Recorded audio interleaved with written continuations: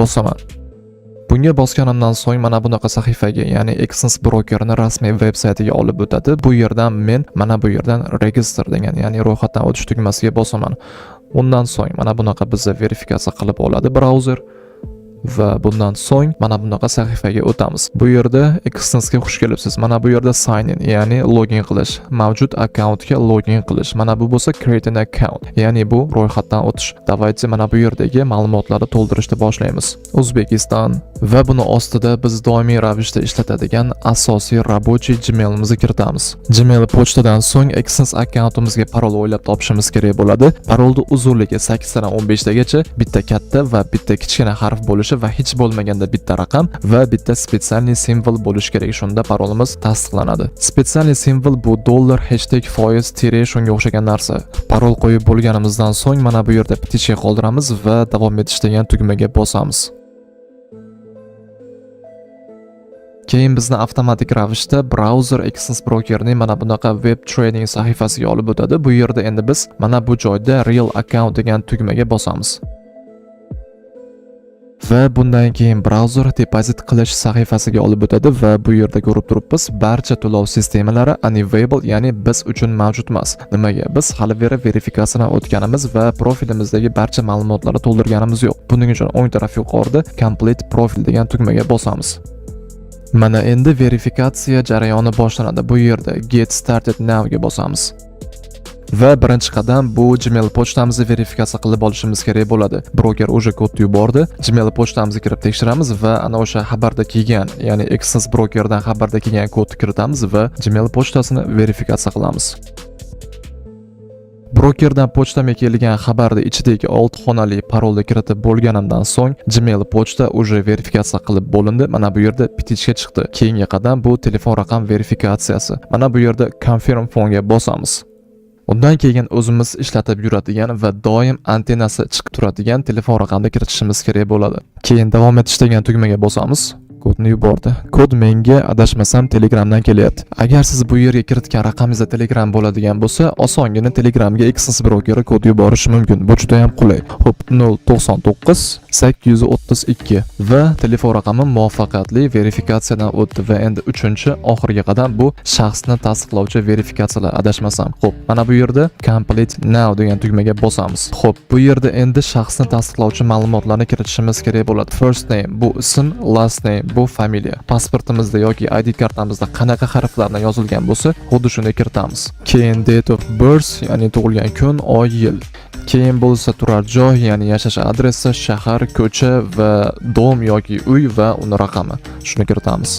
Keyin bo'lsa jinsni belgilashimiz kerak bo'ladi. Erkak bo'lsa erkak, ayol bo'lsa ayol. Va pastdan yana davom etish degan tugmaga bosamiz. Shundan keyin broker bizga bir nechta savollar beradi. Men sizlarga buni hozir tarjima qilib beraman. Siz o'zingizga ma'qul kelgan javoblarni belgilab ketaverasiz. Xo'p, what is the purpose of opening your account? Account ochishdan maqsadingiz nima deyapti? Birinchisi investitsiya, ikkinchisi hedging, uchinchisi speculation. Birinchisi investitsiya, ya'ni sarmoya, ikkinchisi hedging, ham buyga va ham sellga ochib ishlash, adashmasam uchinchisi speculation. Bu ya'ni spekulyatsiya. O'zingizga xohlagan javobni belgilang. Men misol uchun bu yerda investitsiyani belgilayman. Ikkinchi savol, what's your current employment status? Bu yerda broker ish haqida so'rayapti. Agar pensiyaga chiqqan bo'lsangiz, mana bu retired deb belgilaysiz. Agar ishsiz bo'ladigan bo'lsangiz, mana buni unemployed deb belgilaysiz. Va agar talaba yoki student bo'ladigan bo'lsangiz, mana bu yerda student degan javob bor. Va agar tadbirkor bo'ladigan bo'lsangiz, mana bu yerda biznes egasini belgilab qo'ysa bo'ladi. Va uchinchisi o'z-o'zini ta'minlaganlik va ikkinchisi bo'lsa yarim stavka yoki bo'lmasa qisman ishlaydigan odamlar uchun va birinchisi bo'lsa bu yerda full time, ya'ni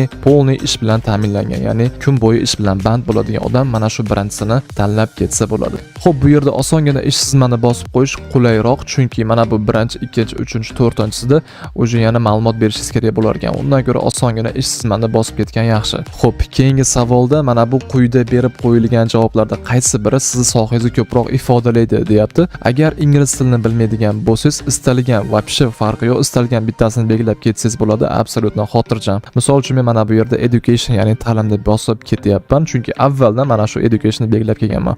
Xo'p, keyin davom etish. Xo'p, keyingi savolda bo'lsa, daromadingizni asosiy manbai qayer deb savol beryapti. Bu yerda ham agar ingliz tilini bilmaydigan bo'lsangiz, yana o'sha gap istalgan bittasini bosib ketsangiz bo'ladi. Misol uchun men mana bu yerda savingizni bosib qo'yaman va davom etish degan tugmaga bosaman. Keyingi savol biroz g'alatiroq. Bu yerda broker bizni bor sustainamizga qiziqyapti. Juda ham ajoyib. Xo'p, 5000 dollardan boshlanib 1 million dollardan yuqori degan javoblar bor ekan. Xohlaganingizni belgilang, istaganingizni belgilang. Men misol uchun bu yerda mana bu eng birinchisini belgilayman va keyingi savolga o'tamiz. What's your annual net income? Bu yerda bo'lsa endi broker bizni 1 yillik daromadimiz qancha, shunga qiziqyapti. Bu yerda ham o'zingiz xohlagan, istagan summani belgilang. Men misol uchun bu yerda mana buni belgilab qo'yaman. Bu savolda bo'lsa broker bizni 1 yillik daromadimizni qanchasini mana shu Exynosga investitsiya qilishimiz haqida so'rayapti. Birinchi variantda 25% gacha, ikkinchi variantda 50% gacha va uchinchi variantda 50% dan ko'ra ko'proq yillik daromadimni investitsiya qilaman degan javoblar turibdi. O'zingizga ma'qulni belgilang. Misol uchun men bu yerda birinchisini belgilayman. Keyingi savolda bo'lsa broker biroz politikaga doir savol beryapti. Bu yerda nodni bosib ketsangiz bo'ladi xotirjam. Bu yerda broker realniy hisob bilan, ya'ni realniy pul bilan oxirgi 3 yilda qancha savdo qilganimiz to'g'risida savol beryapti. Misol uchun, birinchi javob 10 tadan 40 tagacha bitim ochganman, ikkinchisi bitim ochmaganman va uchinchisi bo'lsa 100 marta savdo qilganman, to'rtinchisi bo'lsa 40 tadan 100 tagacha savdo qilganman va mana bu javobda bo'lsa 10 tadan ko'ra kamroq bitim ochganman va oxirgisida bo'lsa faqat demoda savdo qilganman degan javoblar bor ekan. Bularni ichidan o'zingizga ma'qul bo'lgan javobni belgilab ketishingiz mumkin. Men misol uchun mana bu overuse trades belgilab qo'ydim. Xo'p, keyingi savol. How much time do you spend on market analysis? O'qishda ham yorvordim, reading news and trading per week. Bu yerda bo'lsa bir hafta davomida siz qancha vaqtingizni bozorda analiz qilishga sarflaysiz deb so'rayapti. Bu yerda ham o'zingizga xohlaganingizni belgilab ketishingiz mumkin. Men misol uchun bu yerda mana bu ikkinchisini belgilab qo'ydim. Bu yerda ham trading bo'yicha tajribasi bormi yoki bo'lmasa ta'lim olganmisiz deb so'rayapti. O'zingizga xohlagani ha yoki yo'q deb belgilab ketishingiz mumkin. Misol uchun men bu yerda ha deb belgilab ketyapman. Keyingi savolda bo'lsa broker to'g'ridan-to'g'ri masala beryapti. Agar sizlarda ham mana shunaqa chiqadigan bo'lsa, mana bu ikkinchisi adashmasam to'g'ri bo'lishi kerak. Keyingi savolda bo'lsa, broker quyidagicha savol beryapti. Qachon sen ochgan bitimlar yopilib ketishi mumkin avtomatik ravishda deb. Bu yerda mana bunisini belgilab qo'ysangiz to'g'ri bo'ladi.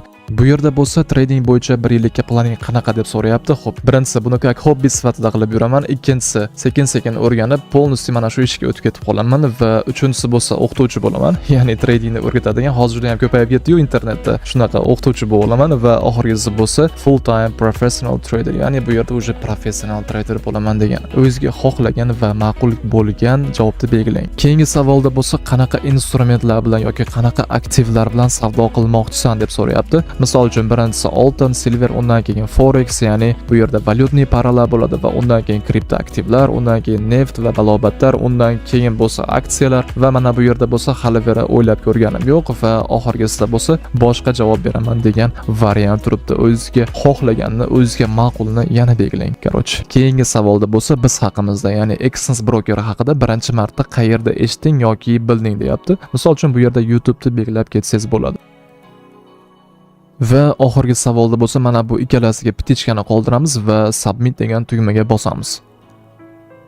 Bu yerda endi alt sat deyapti. Gmail pochtamiz va telefon raqamimizni kiritib bo'lganimizdan so'ng va mana shu savollarga javob berib bo'lganimizdan keyin keyingi 30 kun davomida 2000 dollargacha bo'lgan mablag'ni bemalol depozit qilib ishlab pulimizni chiqarib olsak bo'lar ekan va lekin 30 kundan so'ng baribir все равно biz verifikatsiya qilishimizni talab qilishar ekan. Shuning uchun davaychi hozirda o'zida verifikatsiya qilamiz, chunki video aynan shu haqida. Mana bu yerda verify identity now degan tugmaga bosamiz. Bosganimizdan so'ng bu yerda bizga eslatma beryapti. Ismini tekshirib ol deyapti. Ismimizni tekshirib olamiz va undan so'ng ma'lumotlarni yuklash degan sariq tugmaga bosamiz. Va mana bu yerda bitishga qoldiramiz.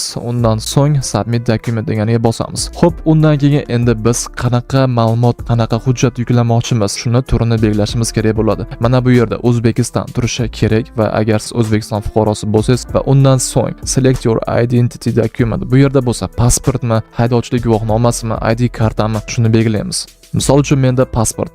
Mana shu joyga pasportni bosaman. Bosganimdan so'ng bu yerda pasport hujjati qanday qilib yuklashim bo'yicha menga eslatmalar beryapti va agar haydovchilik guvohnomasiga bosadigan bo'lsam, bu yerda ham eslatmalar bor va ID karta qiladigan bo'lsam, bu yerda ham adashmasam eslatmalari bor. Xullas, bu yerda men pasport yuklayman. Agar siz haydovchilik guvohnoma bilan verifikatsiya qilmoqchi bo'lsangiz, xotirjam spokойно haydovchilik guvohnomasini tanlab rasmga olib yuklashingiz mumkin va agar ID karta bo'lsa ham xuddi shuni shunaqa qilib verifikatsiya qilib olsangiz bo'ladi. Xullas shunaqa. Davayt pastroqqa tushaman. Tushib mana bu yerda aytayaptiki, pasportni chiroyli qilib rasmga ol, bunda bilik bo'lib qolmasin va xira bo'lib qolmasin, yorug'lik qolmasin, barcha raqamlari, barcha harflari ko'rinsin deyapti. Xuddi shunday qilib akkuratni qilib rasmga olamiz va pastda mana bu yerda upload document deganga bosib, rasmga olingan faylni tanlaymiz va yuklaymiz.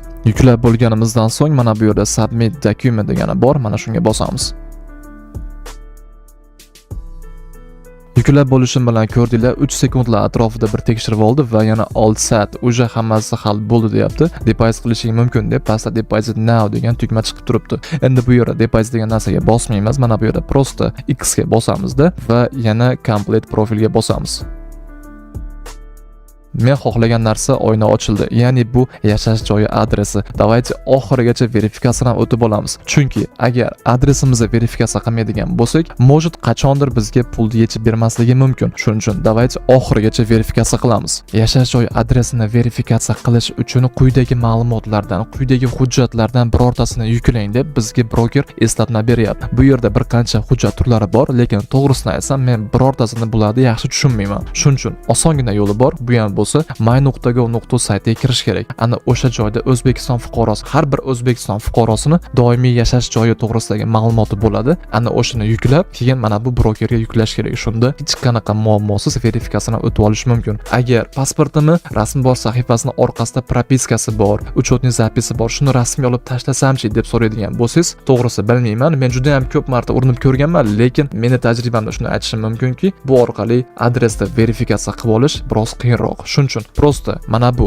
my.gov saytiga o'tish kerak va o'ylaymanki bugungi kunga kelib hozir hamma bu saytdan foydalanishni biladi. Agar bu platformadan qanday foydalanishni bilmasangiz va yashash joyi to'g'risidagi ma'lumot topolmasangiz yoki qiynaladigan bo'lsangiz, adashmasam shu to'g'risida ham video joylagan bo'lishim kerak. O'ng taraf yuqorida agar topadigan bo'lsam, shu videoda chiqarib ketaman. Mana shuni birinchi ko'rib olib, keyin xotirjam mana shu ma'lumotni topib yuklab olishingiz mumkin bo'ladi. Xo'p, men bo'lsa menda o'sha bu ma'lumot bor. Mana bu joyga qaytaman va pastdan ma'lumot yuklab bo'ldim. Endi pastga tushib, sariq tugma ichidagi ma'lumotni tasdiqlash degan tugmaga bossam ham bo'ladi.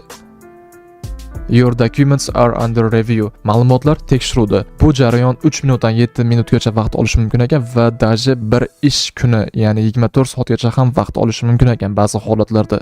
Mana shu narsa hal bo'lgandan so'ng verifikatsiya degan narsani polностью butun umrga esdan chiqarsak bo'ladi va keyin xotirjam ish qilaveramiz, короче.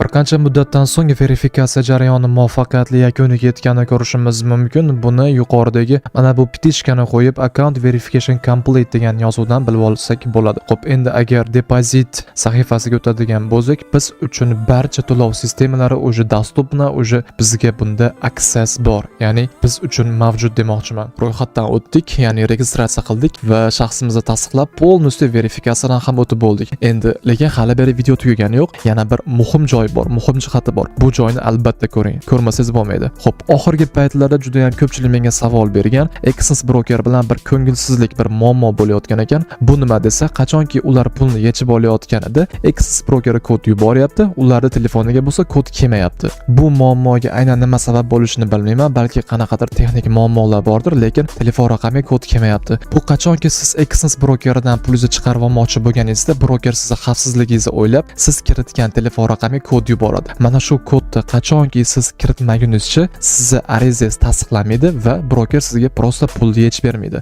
Endi bu holatda nima qilish kerak? Bu holatda birinchi navbatda 24 soat kutish kerak ish kunida va ertangi kuni o'sha himoya tizimini telefon raqamdan Google Authenticatorga o'tkazish kerak. Ya'ni 2 bosqichli himoya tizimiga o'tkazib olishimiz kerak. Hozir shu narsani amalda men sizlarga ko'rsatib beraman qadam-qadam va shunday qiladigan bo'lsangiz sizda hech qanaqa muammo bo'lmaydi. Buning uchun biz mana bu yerda security settingsga o'tishimiz kerak. Va mana bu yerda X-step verification, ya'ni 2 qadamli verifikatsiya degan joy bor. Mana shu joyda bizning telefon raqamimiz turgan bo'ladi. Endi mana shuni biz Google Authenticatorga o'tkazib qo'yishimiz kerak. Uning uchun mana bu yerda change degan tugmaga bosamiz. Bu yerda himoya tizimini o'zgartirish mumkin bo'lgan bir nechta alternativlar bor ekan. Bularni hozir ko'rib chiqamiz. Hozir amaldagisi mana bu telefon raqamiga kod yuborish. Bu juda ham noqulay. Istalgan payt siz xohlagan payt kod kelmay qolishi mumkin. Va mana bu yerda men avval ko'rmasdim. Ya'ni bunaqa tasdiqlash kodlari yuboradigan joyda bunaqa email orqali, ya'ni Gmail pochta orqali tasdiqlaydigan usul ko'rmasdim avvallari. Bu narsani qo'shgani juda ham zo'r bo'ldi Class Brokerga. Va mana bu yerda Authentication app bo'lsa, bu ana o'sha men aytgan Google Authenticator. Bu juda ham yaxshi himoya tizimi va mana bu yerda broker o'zi rekomendatsiya qilayotgan push notifications, ya'ni уведомление, xabarnoma bu qachonki telefoningizda Exens brokerini rasmiy ilovasi bor bo'lganda ishlaydi. Lekin menga bu narsa qanaqadir yoqmaydi. Xullas, bu yerda biz hozir Google Authenticatorga o'tkazganimizdan ko'ra